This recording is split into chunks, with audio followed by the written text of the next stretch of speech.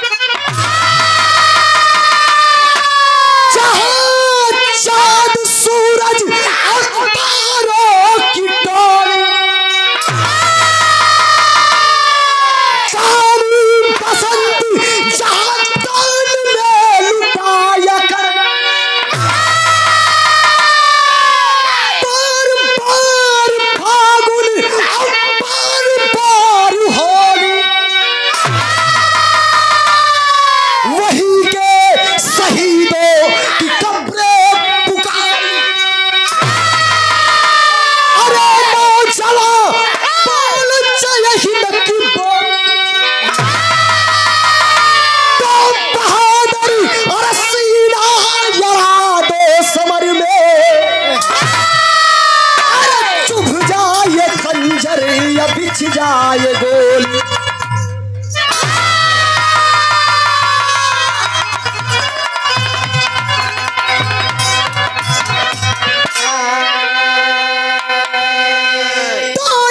बहादुर सीना यरा दो समर में,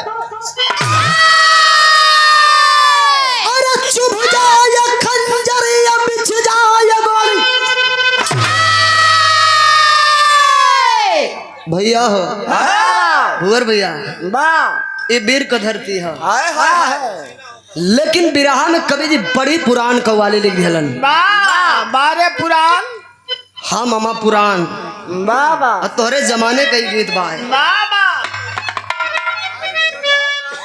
तनी लय बनाए बाजियो।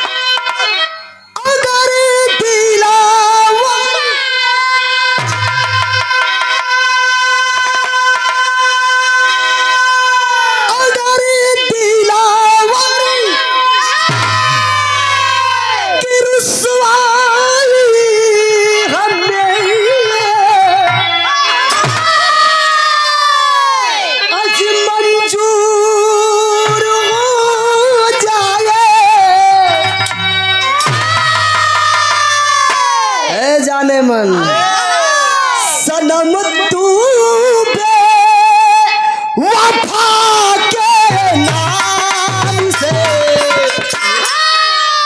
मशहूर हो जाए।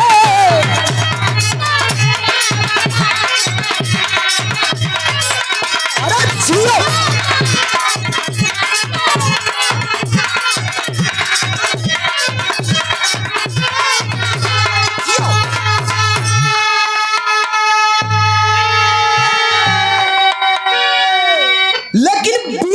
होलन और बीरन का कदर के करेला कवा इतिहास साक्षी हो, लेकिन भाव लिखत हुए कवि जी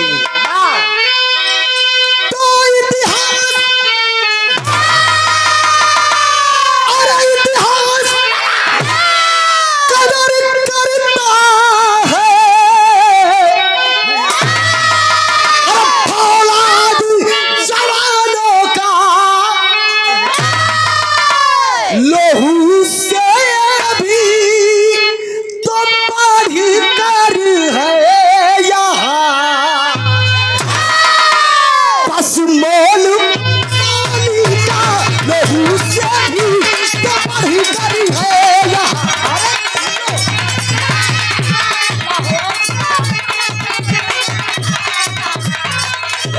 जिया भैया।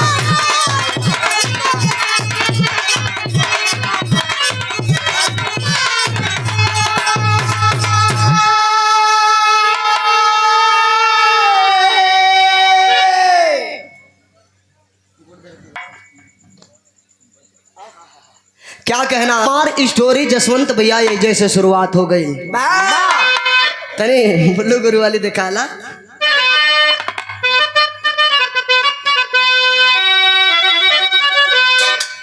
अरे बोल रणधारा तुमने जिया कहानी करुआ सब समझो करो बाबा अरे बोल रणधारा तुमने किसको है शीश झुकाया। अरे बोल रणधारा तुमने किसको है शीश झुकाया। जो जवान जान के ऊपर है अपना जान का भाया। कहानी हमार चले लगल। पंजाब प्रांत का नाहर, पंजाब प्रांत का नाहर शमशेर सिंह माधी। पंजाब प्रांत का नाहर शमशेर सिंह माधी। जाके लाहौर के अंदर भारी रणरंग मचा दी। अरे धोखे से वह दुश्मन की भैया कबो आदत से बाज नहीं जाला पाकिस्तानी। धोखे से वह दुश्मन की सीने में खाया गोली। धोखे से वह दुश्मन की सीने में खाया गोली। हो गया विदा दुनिया से खूनों की खेल के होल। लेकिन ये तो बुल्लू गुरु जी छुआवे कभी कभी। हमन का उस्ताद स्वर्गीय श्री रामदेव गुरु जी जब गाँव आए हाय हाय गगन से नूर बरसाए। ए भैया हमन तो रामदेव केहू ना भल ना बुल्लू कोई होई। लेकिन ब्रिजेश भैया कोशिश करे में कौन बुराई है। कोशिश करे के चाहिए। निक लगी तो आप लोग एक बार ताली बजा दी है। अगर नहीं तो फिर तुक कहता है। स्वर्गीय श्री रामदेव गुरु जी गावत रहलन। अरे नारी के पास एक लौटा तब करके एक ददेला।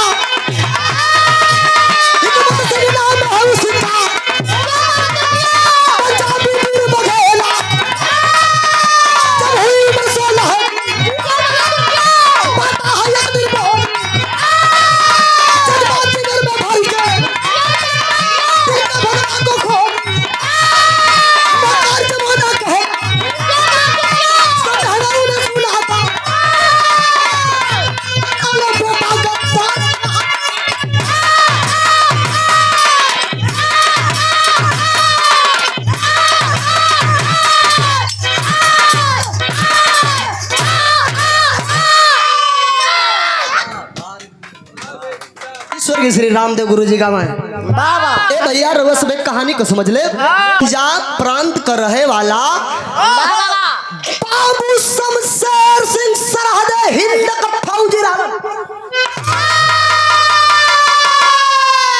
ए भैया आज बात को समझा। बाबा लड़का पैदा हो गई बाबू शमशेर सिंह के। लड़का को बड़ी प्यार से नाम हिकमत सिंह रख दिलन।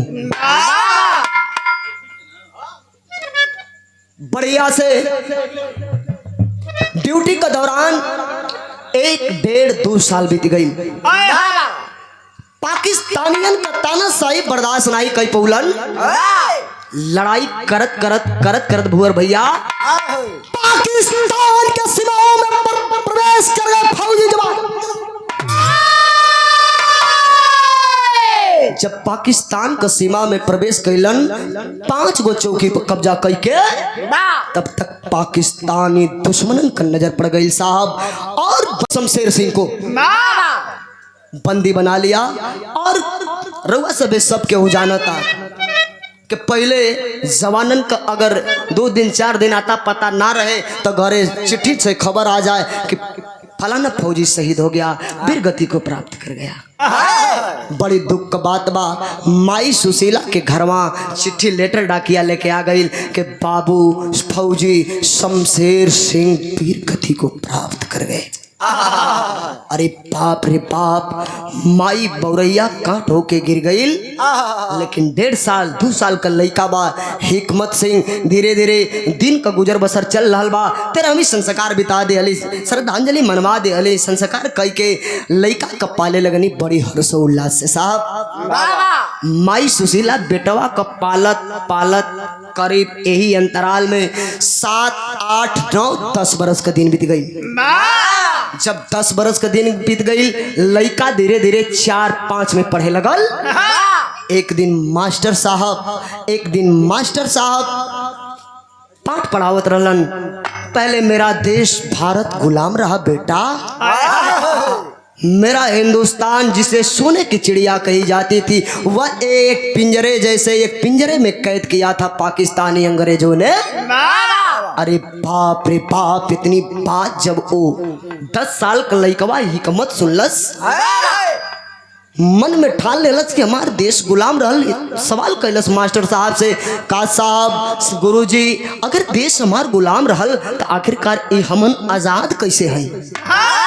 कहला बेटा तू नहीं जानता है, बेटा तू नहीं जानता है कितनी माँ का सिंदूर उजड़ गया, कितनी बहनें विधवा हो गई, कितने माँ का गोद सुना हो गया बेटा, तब जा करके भारत को आजादी मिली है। यहाँ तक तो ठीक छुट्टी हो गई, लइका घरे चल गईलन। लइका घरे गईलन, जल्दी से खाना खैलन, लइका खेले निकल गईल। लइका आपस में बतियावत हुआ बिहाने, जैसे आज त्योहार चल रहा बा, सावन को सोमवार, हर एक भगवान भोलेनाथ के दरबार में मेला लगेला। लोग सोचलन, लइका मन बतियावत हुआ कि फलाना दिना सोमवार है, जल ढाराई, हमन मेला देखे जाई। आय हाय, हमन मेला देखे जाई। से दूसरा लइका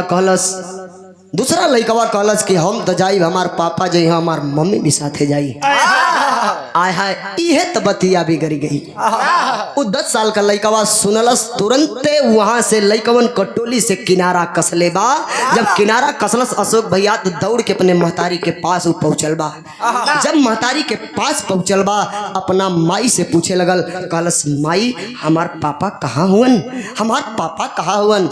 माई से 1-2 बार पहले इस सवाल लइकवा कैले रहल।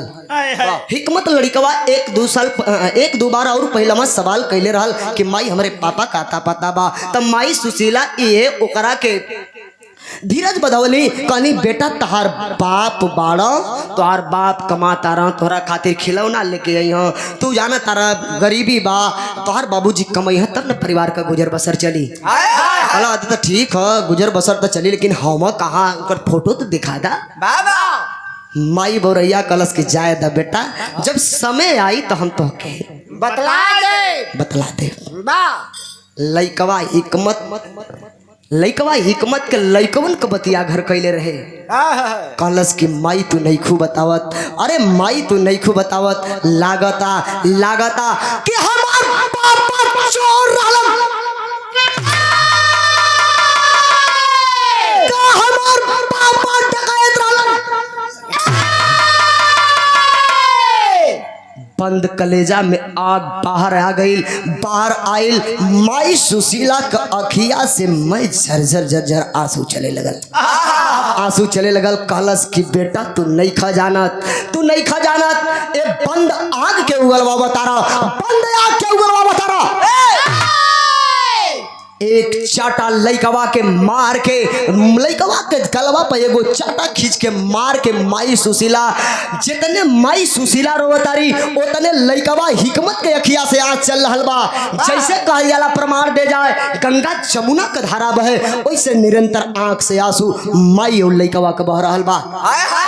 एक बात कहली माई सुशीला एगो बात कहली, बेटा तू जानल चाहता रहा कि तोहार बाप के रहे, तोहार पापा चोर नहीं रहलन बेटा, तोहार पापा डकैत नहीं रहलन बेटा। अरे जानना चाहता है रे, अरे हिकमत जानना चाहता है, तेरा बाप हिंदुस्तान का फौजी लइकवा के आँखिया से आंस बंद हो गई, ठहाका मार के हंसे लगल। कलश इतना बड़ा वीर हमार बाबू हवन शेर हिंद का सिपाही हवन तो तू हमसे बतावत काहे नहीं। तब माई सुशीला सारी बतिया बतौली कि तहार बाबू प्रमाण आई रहल कि 5 चौकी पाकिस्तानी के कब्जा कैले रहलन। 5 चौकी कब्जा करलन ओकरा बाद उनकर कोनो आता पता नहीं खे।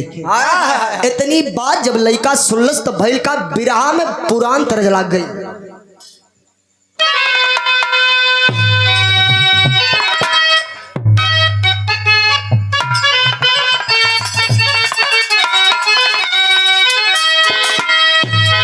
ए गीतिया के स्वर्गीय श्री रामदेव गुरु जी गावत रहलन। कैसे गावत रहलन?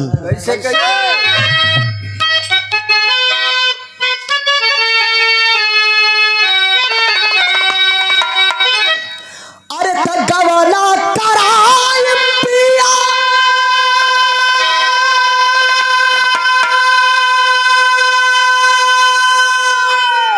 अरे घर बैठवले अपन कोइलरिया में अरे लागली रे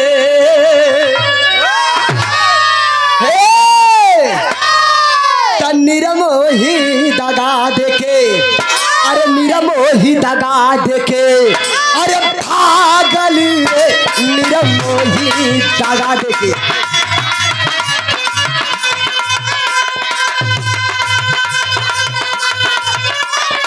ओहो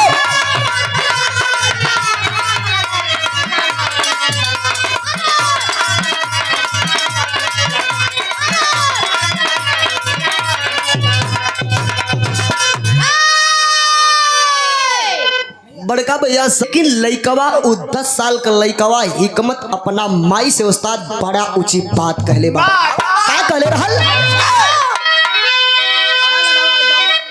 खड़ा लगावा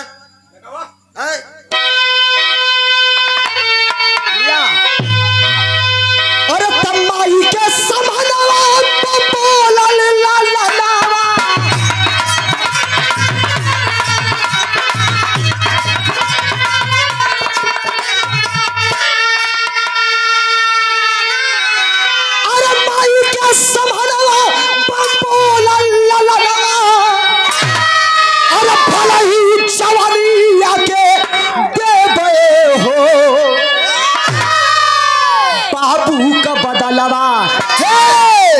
बाबू का बदला हवा अरे ले बे हो बाबू का बदला हुआ।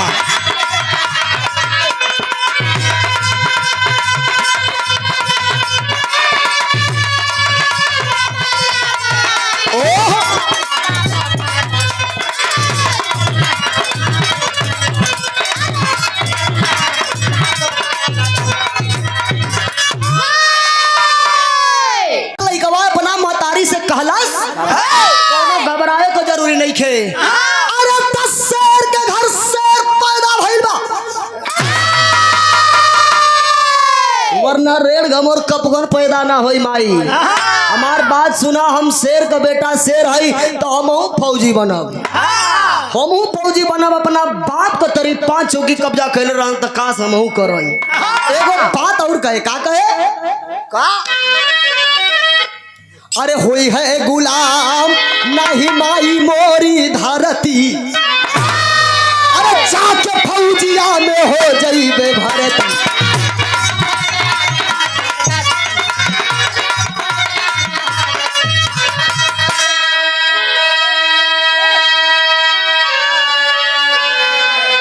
है गुलाम नहीं माई मोरी धरती अरे जाके फौजिया में हो जाइबे भरती।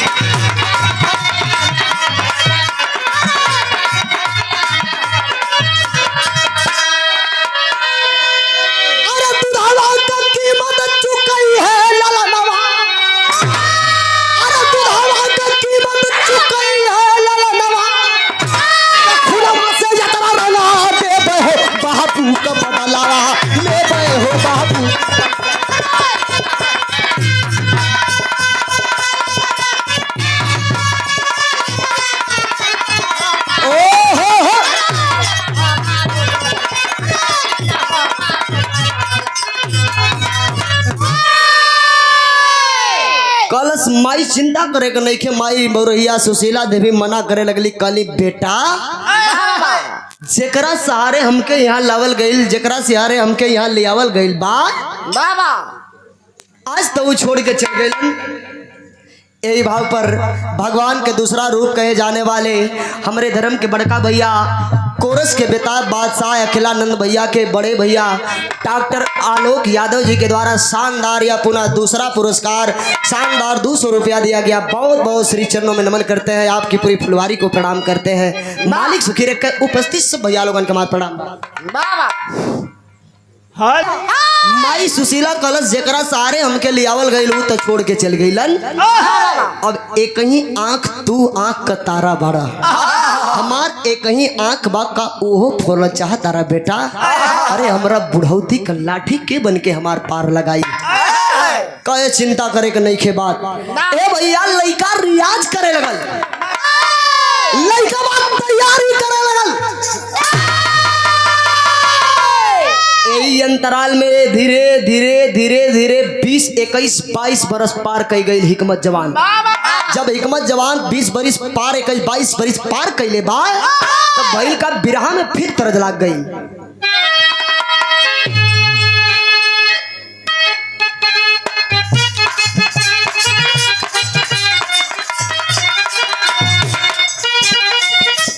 एक कबीर जी के जमाने का गीत हो बाद में सुन के कोशिश कर जाला लेकिन कवन गीत हो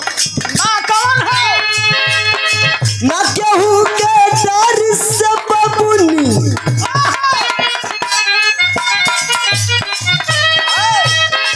ना केहू के डर से बबुनी ना कवनो मजबूरी में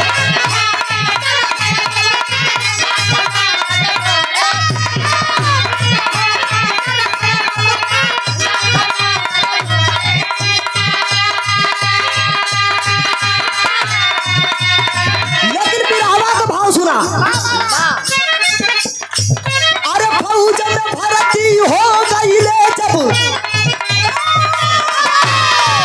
अरे फौज में भर्ती हो गई ले जब माई सगुन मनावली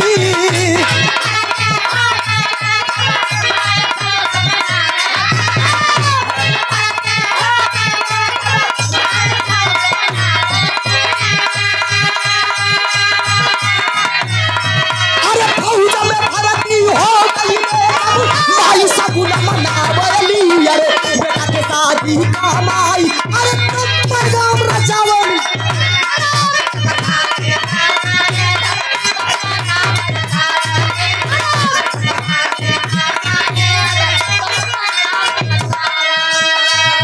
यही भावकार में खुली भर्ती होत रहल जा करके पैरगेटिंग के लाइन में जिस लाइन में जवान खड़े थे जब जवान खड़े थे उसी लाइन में जा करके वह शहीद शमशेर सिंह का बेटा हिकमत सिंह खड़ा होता है। जब दौड़ होके लागल दौड़ में एक्सीडेंट मार दिलस मेडिकल फिट हो गई रीजनिंग फिट हो गई। जब फिट होके घरवा आई तो माई कहलस के हम माई से कहत बा माई से कहलस जवान के हम फौज में हो गई। माई बौरैया कांट हो गई चुप्पी तोड़ला के बाद देखी भाई देखा हमहन का बिरादरी में अच्छा है हमहन का मतलब हमहन का उम्र दरार में बाबा कौनो नौकरी पा जाला अरविंद भैया तो ओकरे घरे वालन का बियाह तय करे का जरूरी हो जाला। लेकिन माई सुशीला देखा बियाह तय करे लगली का कहली अरे लड़की बीए पास रहल उर्मिला नाम हो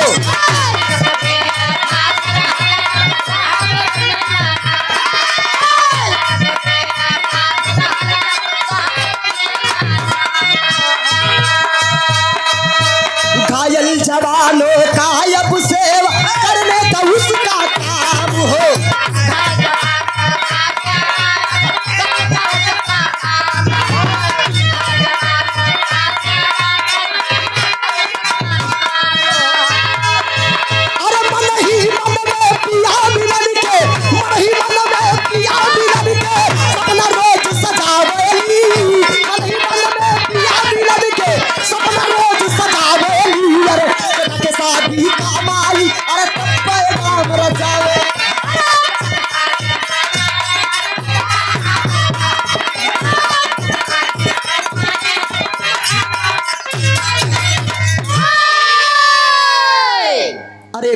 रे बाप। बाबा बा माई लीलावती अपने फौजी बेटवा हिकमत सिंह का शादी तय कर दिली।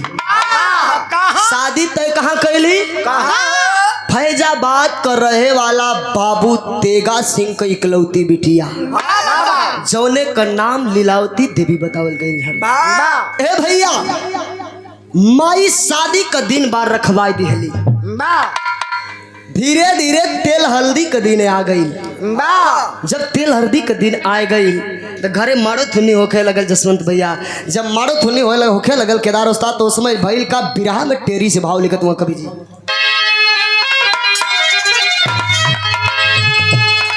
अरे जवनवा भैले रन के जोगिया बढ़िया। अरे जवनवा भैले रन के जोगिया। अरे जवनवा भैले रन के जोगिया तो सर पे लाल कफनिया सोहे कर कंगनवा रे कंगनवा रे।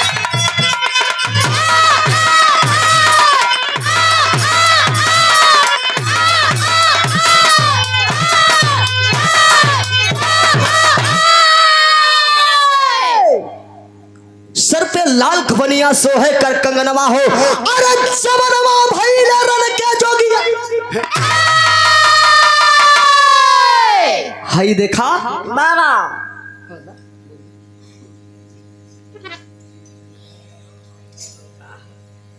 गुरुदेव भगवान सजा के रखे। ए भैया हेडक्वार्टर से खबर आ गई फौजी जवान तुम्हारी छुट्टी कैंसिल की जा रही है। बाबा पाकिस्तानी दुश्मनों ने मेरे देश के माँ के आंचल में दाग लगाना चाहते हैं। फौरन चले आओ। ए भैया बाबा हम आप लोगों से थोड़ा सा 1 मिनट जौने लड़का का हाथे तेल हल्दी कंगन बांधा रही अब खबर आ जाई के चल तेल हल्दी का कंगन छोड़ चल हमारा साथे लड़ाई करे। अरे वो कि मिर्गी ना आ जाए कि अगर हाथे में तेल हल्दी का कंगन। डॉक्टर साहब कहाँ गईला? आलोक भैया कहाँ गईला? इंजेक्शन लगावे। अच्छा अच्छा ठीक ठीक ठीक ठीक। मास्टर साहब बैठल हुआ ना। सपोज करब कि हाथे में तेल हल्दी का कंगन बांधल और कोई कही कि चला हमारा साथे लड़ाई करे चला। बिहाने दूसरे दिन जाए के बारात लेके बिहाने ओकरे लेके आवे के है अर्धांगिनी के। अब लड़ाई तो कई तरह किस्म का हो खैले लेकिन हई देखा बाहर वो बहादुर नमन करता है उस वीरता को। अपना महतारी से एक बात कहे वह फौजी हिकमत जवान रोंगटे खड़े हो जाएंगे। क्या कहता है वह फौजी हिकमत?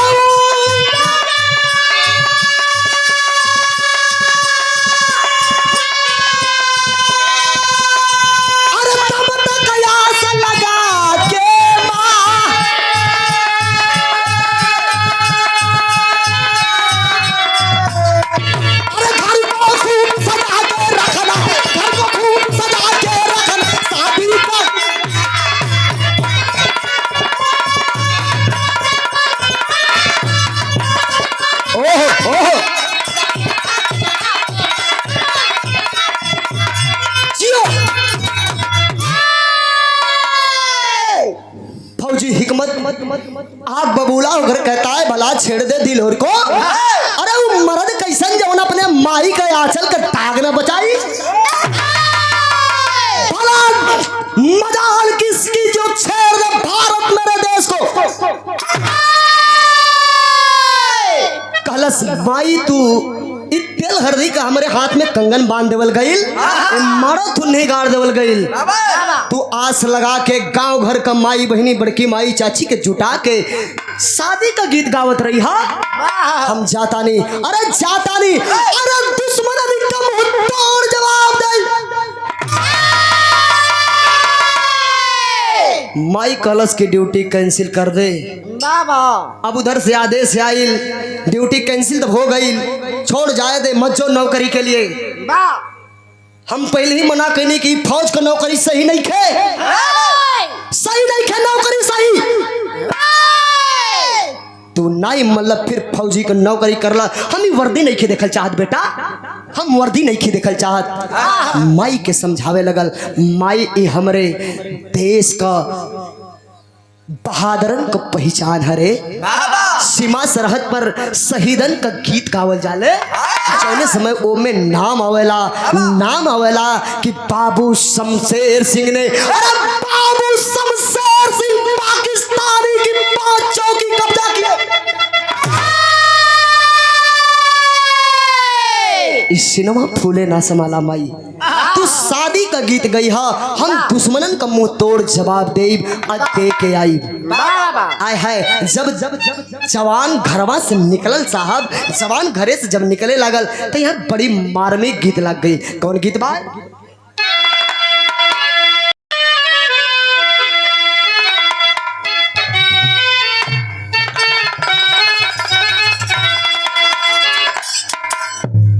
ये गीत के हमन कितनो गावल जाला, लेकिन कोशिश जितना माई बहनी के मुँहे निक लागी हमन लाख कोशिश करी जाऊ फीलिंग नहीं है आई, लेकिन कोशिश करे में जात का बात।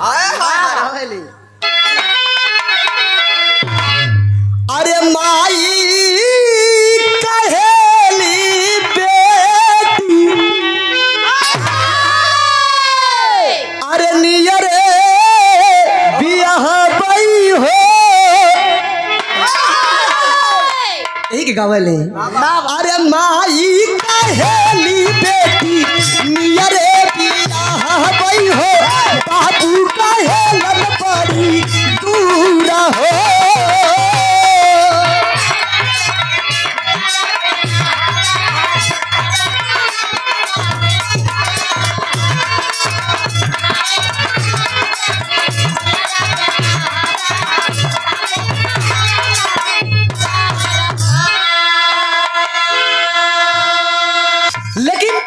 जवान जौनी समझ चल रहल बा, जौनी समझ चल रहल ओ समय का मजमा कहा कवि जी लिखत हुआ।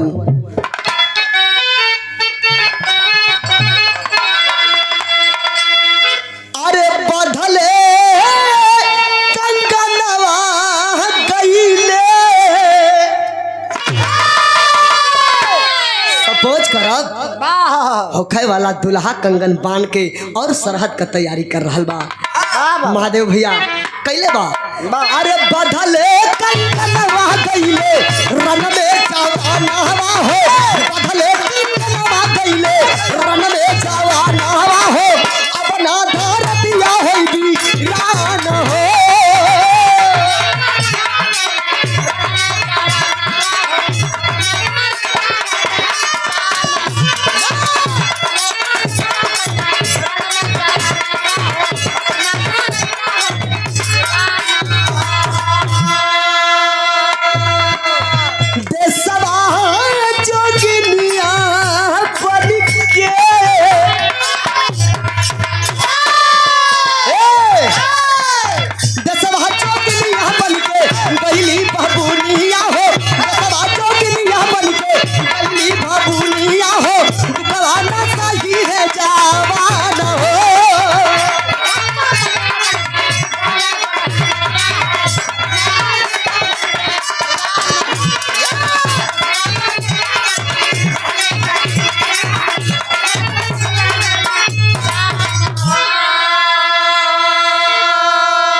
सरहद की तैयारी करता है, लेकिन चला गया सरहद पर जवान। हाय देखबा घरवा का मजमा का बा, घरवा का हो रहल बा।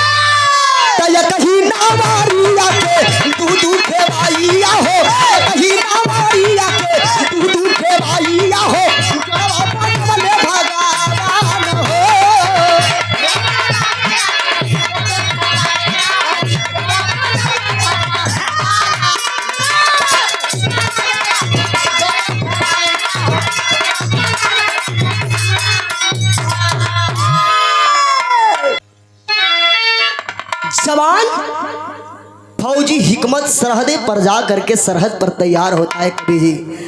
जब तैयार हो गई एहबर देखबा दुश्मनन का बमबारी चालू हो गई।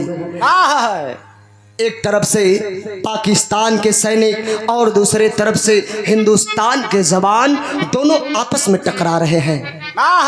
एवर हिकमत सिंह पहुंचल बात तनी रंगरूट है, नई उम्र है, लेकिन हई देखा टकराव जब भइल बिरहा हमार चढ़ा तो तनी बिरहा में फिर पुरान तरज लाग गई।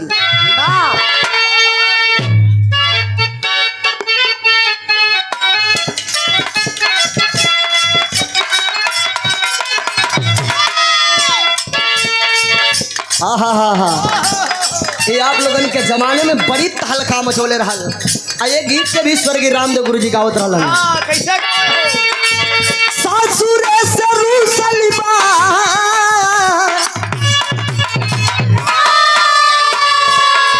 अरे सासुरे से रूसल बाती रिया वालू हो यार भैली नहीं हरे कारा।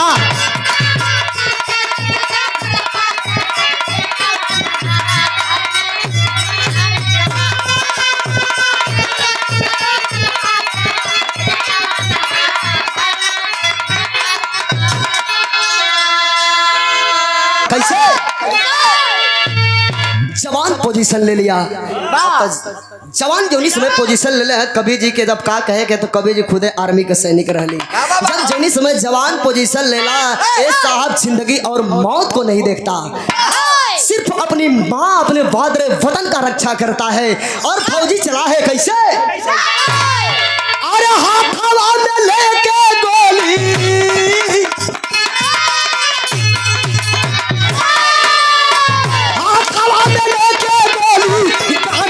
हो अब जो है फौजी जवान।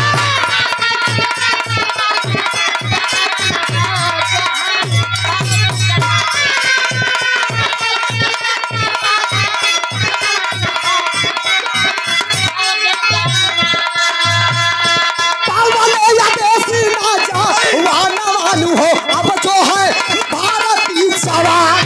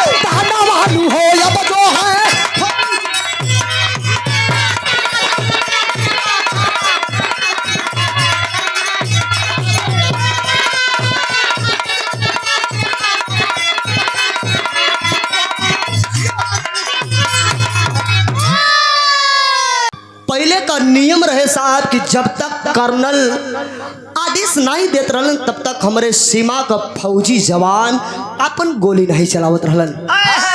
आय है देखा देखत हिकमत सिंह पोजीशन लेकर के खड़ा है, झाड़ी के पीछे से गन की पॉइंट लगा रहा है।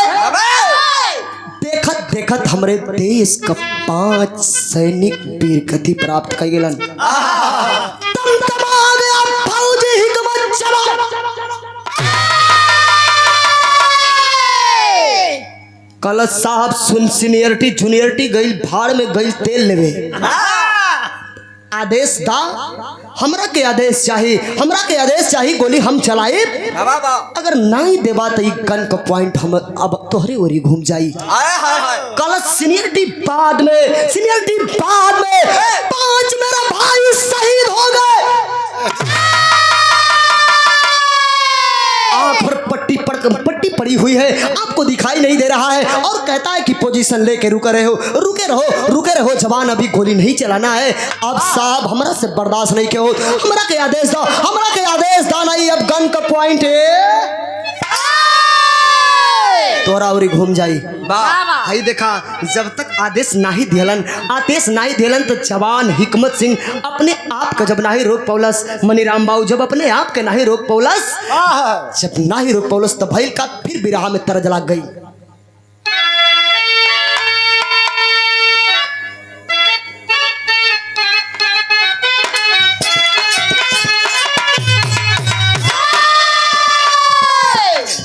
गीत मिर्जापुर से चल रहा है।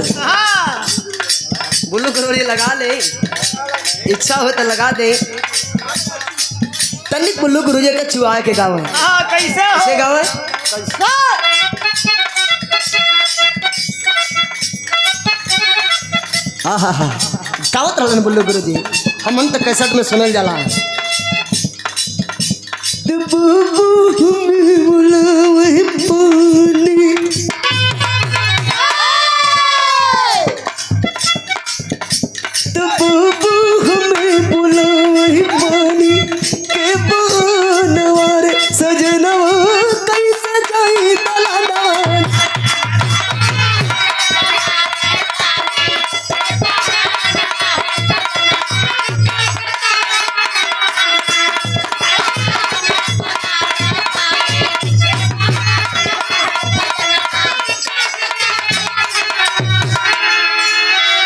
बुल्लू गुरुजी वाली लाइन पर लेकिन एक बुल्लू गुरुजी गावत रहलन जब हमन को उस्ताद का पारी आवत तो बड़ी मचल के गावे कैसे गावे कैसे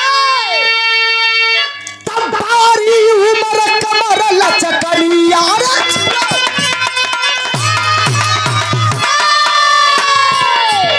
तबारी उमर कमर लचकनिया दरिया की चाबी हुरी के पनिया गरी का झूले झूलनिया ना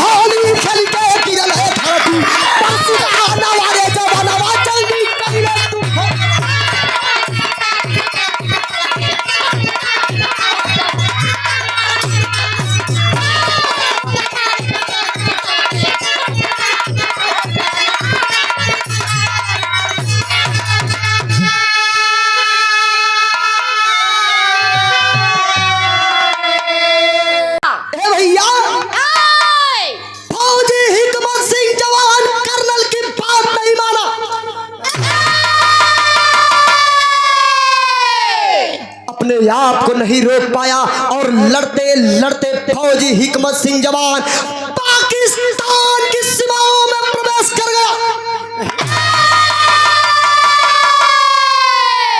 जब पाकिस्तान का सीमा में पहुंचल 1 2 3 4 5 चौकी कब्जा कैलस 5 चौकी कब्जा करके 6वां पर जो है पहुंचल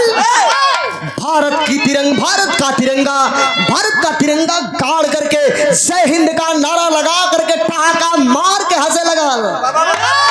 कर्नल साहब देखला अगर बोलला तो खैरियत ना बा तब तक दुश्मन की गोली आय है इस कंधे और सीने के बीच से पार हो गई।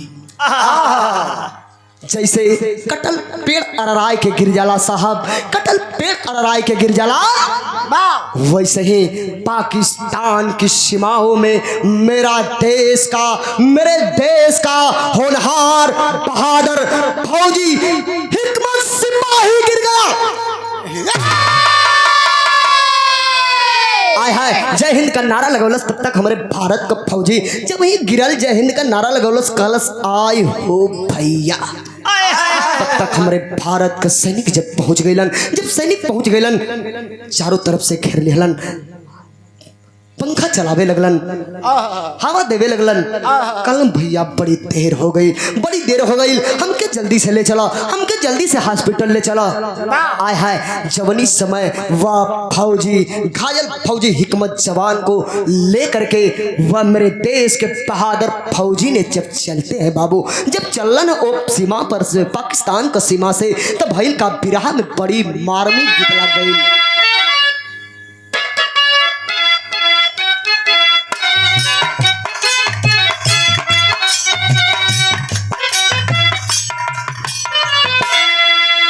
तरह जिसमो कर हमार भाई बिरहा का भाव पे आ जा कहलन का घायल जवाना वाके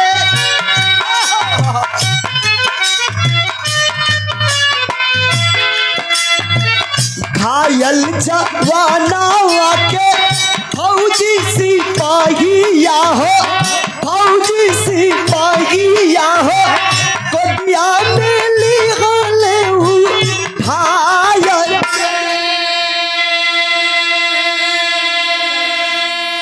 ओही शिविर में पहुंचे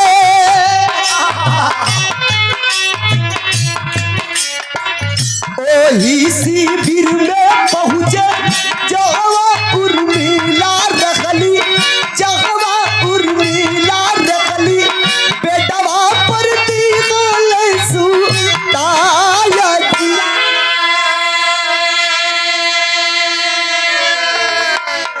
करेली सेवा उनकरी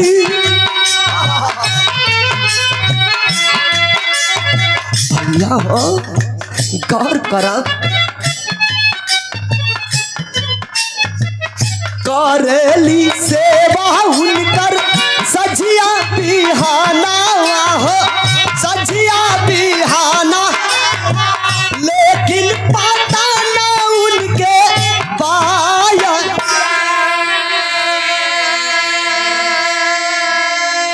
चिन्हली उर्मिला नहीं,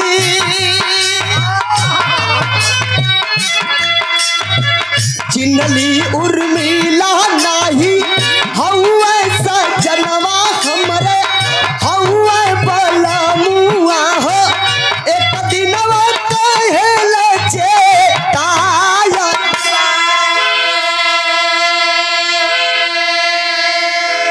सपोज करेंगे घायल हिकमत फौजी जवान को तुरंत वह मेरे देश के बहादुर फौजी सिपाही लेकर के हॉस्पिटल में एडमिट करा दिए। एडमिट करा दिहलन यहाँ तक तो ठीक ठीक साहब, लेकिन एगो नर्स रहे जवन ओ फौजी घायल हिकमत फौजी का रोज दावादार उपचार करत रहे, ट्रीटमेंट करत रहे, ड्रेसिंग करत रहे, सुबह शाम का देखभाल वो नर्स करत रहे। धीरे धीरे 1 2 3 दिन बीत गई। 3 दिन बीतला के बाद 3 दिन बीतला के बाद साहब 3 दिन यानी 72 घंटा ले लगभग बीतल बा। 72 घंटा के बाद एक दिन मन में बड़ा तूफान सा उठे लगल फौजी हिकमत के।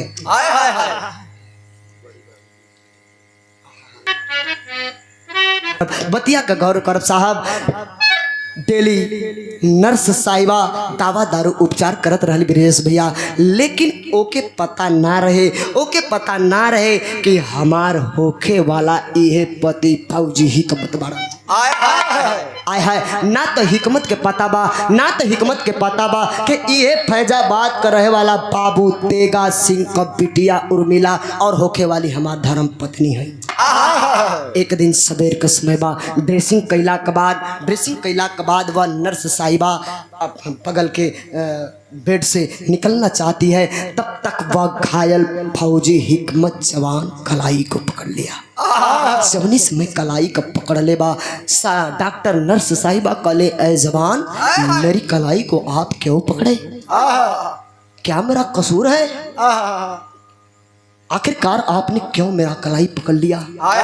आए हो भैया इतनी पतिया वो घायल फौजी सुन ले बा साहब, घायल फौजी सुन ले बा साहब, घायल फौजी सुन ले बा, सुन के अखिया से आंस चले लगल, आँख से आंसू चले लगल। वह घायल फौजी हिकमत जवान बेड पर लेटा हुआ है और कलाई नर्स साहिबा की पकड़ा हुआ है और कहता है ए साहिबा हो साहिबा, हमार माई लाख मना कैले रहे, हमार माई सुशीला लाख मना कैली कि बेटा तो फौजी का नौकरी मत करिया, अरे फौजी का नौकरी मत करिया बेटा, ई फौजी का वर्दिया हम देखिला तो हमसे बर्दाश्त नहीं होला हमार लाल। नहीं मनली, हम नहीं मनली साहिबा, हम नहीं मनली न साहिबा, वही का अंजाम वही का नतीजा आज हम भुगत रहल बाड़ी। आय हाय वह घायल फौजी हिकमत जवान वो डॉक्टर नर्स उर्मिला से एक बात कहता है, क्या कहता है, विदेशिया से भाव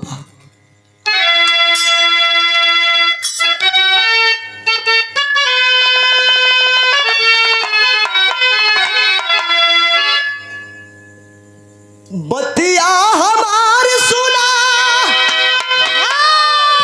अरे देई के दिया प्रांत पंजाब में पा ऐसा ही हमर मकानवा,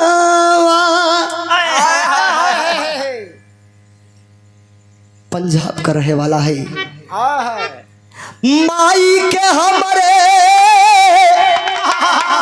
सुनो साहिबा, अरे माई के हमारे खबरिया जनाई दी तू, अरे बेटिया कराई दा बुलाई की समानवा, बदला चुका के हम देखा न साहिबा, तू तो रोज उपचार करेलू, देखा ये गोली लागल बा, ये गोली लागल बा, बदला चुका के हम असीनावा में गोली खैली, फैजाबाद भेजी दिया तू दूसर पार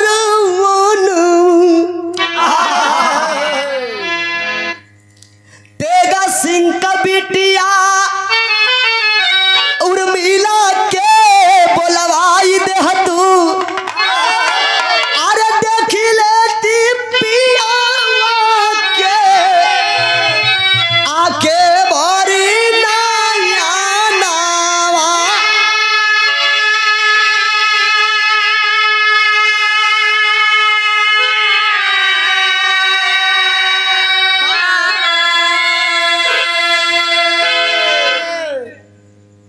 जब फौजी घायल हिकमत जवान कलश के हमार माई पंजाब में हमार घर बा, हमारा माई के बुला द, एक बार अपने बेटवा से भेंट दीदार कर ले, अपने बेटवा से भेंट दीदार कर ले। यहाँ तक तो ठीक ठीक साहब, यहाँ तक तो ठीक ठीक ना हो, सबकी इतनी बतिया वो घायल फौजी कलश, घायल फौजी हिकमत कलश की ए साहिबा एगो हमार और काम तू करिया, एगो हमार और तू काम करिया, हो सके तो फैजाबाद कर रहे वाला बाबू तेगा सिंहवन, बाबू तेगा सिंहवन उनकर एक ही बिटिया बा हो साहिबा, ओके बुला दा, काहे ना आके मरते मरते अपन कायर पति के देख लेवे। आय हाय वह नर्स साहिबा उर्मिला अपने आप को रोक नहीं पाती है। कुछ टाइम, कुछ सेकंड चुप्पी तोड़ना के बाद पूछती है, क्या आपका नाम फौजी हिकमत तो नहीं है? कहे लगल साहिबा, काहे मरल मुर्दा उकाड़ा तारू, काहे ये जिए हमके जीते जिगाव दे तारू, ई काहे हमके कह तारू कि तोहार नाम फौजी बा, तू हमके जानत तारू का साहिबा, हमके जानत तारू का साहिबा? कलश की केहू और ना, केहू और ना, हम ही तोहार होखे वाली बीबी उर्मिला है। देख ला हमारे हाथ में आज भी तेल हल्दी का कंगन बांधल बा। तब तक त हिकमत के भी होश हल्का हल्का हथवा उठा रहल बा, लेकिन बोली नहीं खे निकलत। गौर करेंगे, गौर करेंगे। वह नर्स साहिबा उर्मिला सोच में पड़ गई साहब, और सोच में पड़ गई कि आखिर काय मर के करूँ तो क्या करूँ। होने वाले मेरे भले ही शादी मेरी नहीं हुई, होने वाले तो मेरे पति ही थे, मेरे पति ही है, मैं करूँ तो क्या करूँ। वह सोच गई और सोच करके करती क्या है, बिरहा में पपट से भाव है।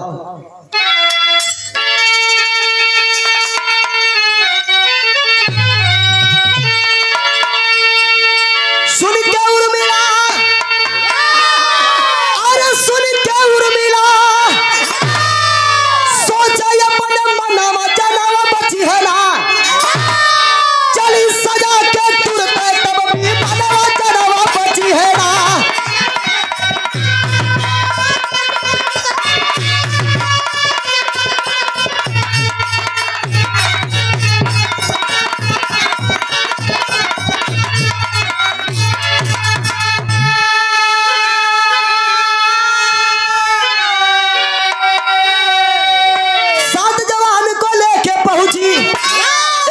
हिकमत सिंह के घर आवा हो, उधर गई है पिया को लेके, संग में खासा दुआर आवा हो। अरे बिगड़ल चाहे, अरे विधाना जनवा बची है ना, तब बिगड़ल चाहे विधाना कहे, विधाना जनवा बची है ना।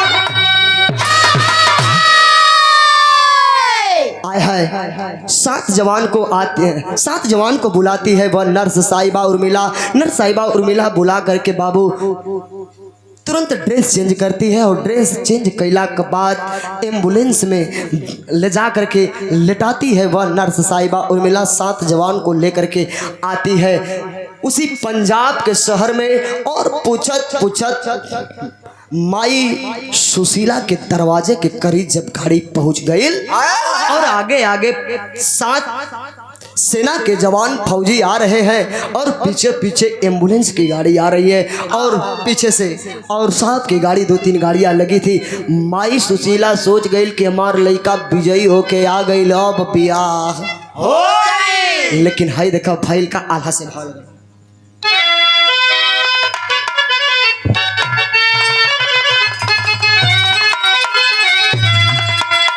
हमरे सनी भैया का अरे माता के संभलवा जबकि, अरे लइले हो लाला नवा, बोलहू न पवल लाल एकाहू चुपा।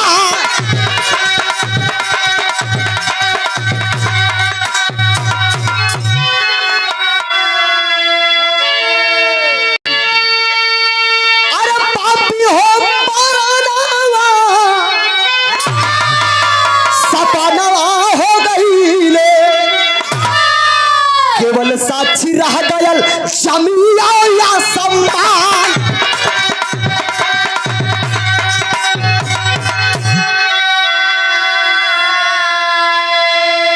अरे अचरा से मुँह तो पिरोव मासुसीला,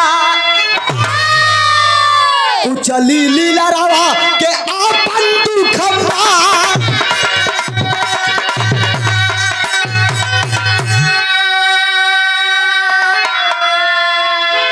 जवने हाथ लाल के भैया लीला रवा सजावली, आज उह कोखिया नहीं पावे भगवान।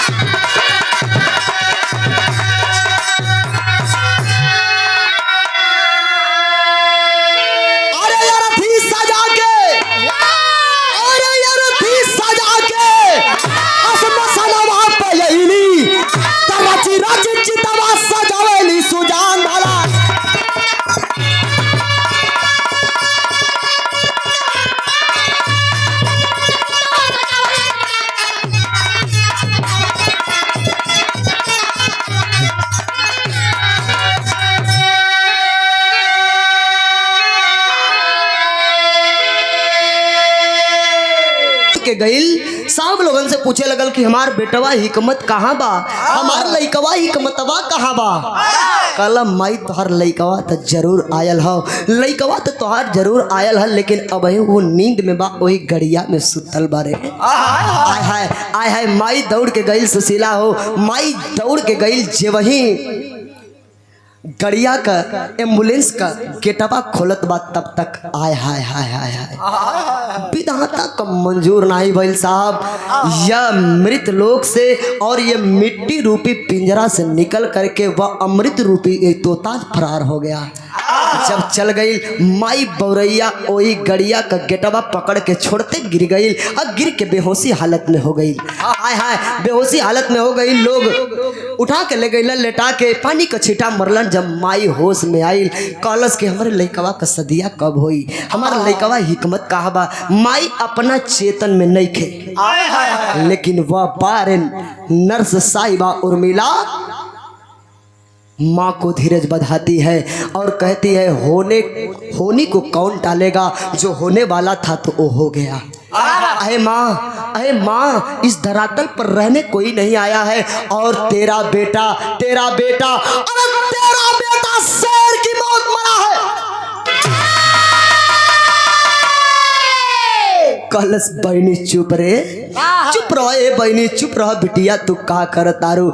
ऐसन शेर सियार हमरा कोनो काम का नहीं के हो, हमरा कोनो काम का नहीं के बिटिया। हमारे एके गो न लइकवा रहल हो, हमारे एके गो आँख रहल, हमारे एके गो डंडा रहल, एक हमारे बुढ़ौती का सहारा बनल। आज विधाता ओहू के छीन लिया। आय हाय लेकिन है देखबा जैसे आज गांव जवार का लोग बटुराइल बा, वही प्रकार से लोग जुटल हुआ। जब जुटल हुआ तो कहला कि भैया जवन होके के हो गई, लेकिन अब सह सम्मान के साथ इनकर दाह संस्कार कर दिहल जाओ। आय हाय लेकर के श्मशान पर पहुंचते हैं। जब श्मशान पर पहुंचलन तो विराग में आखिरी खड़ी से भाव लगा था, भाव लिखल गई।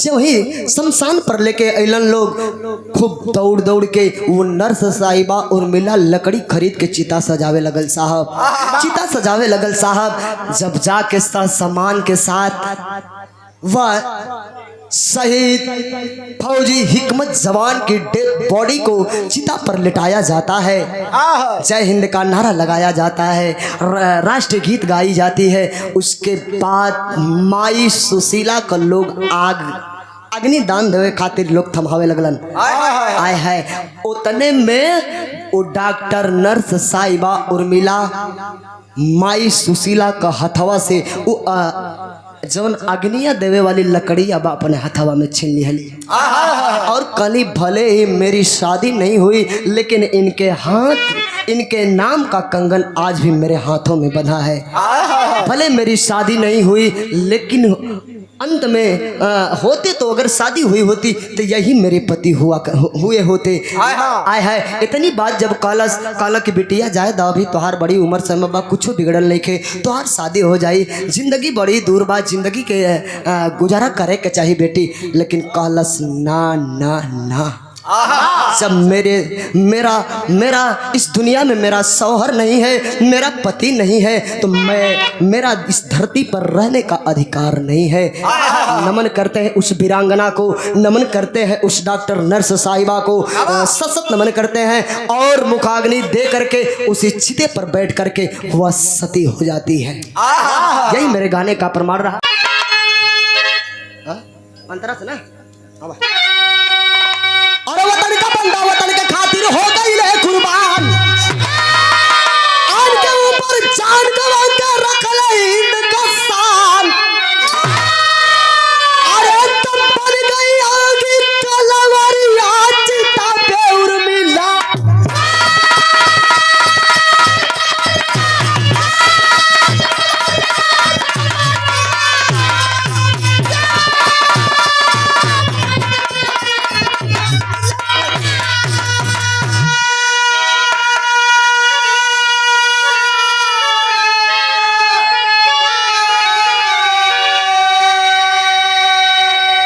हो गई वह वीरांगना, मैं सत नमन करता है। आखिरी पड़ाव पर गुरु घराने की परिचय को लिखते हैं। गुरु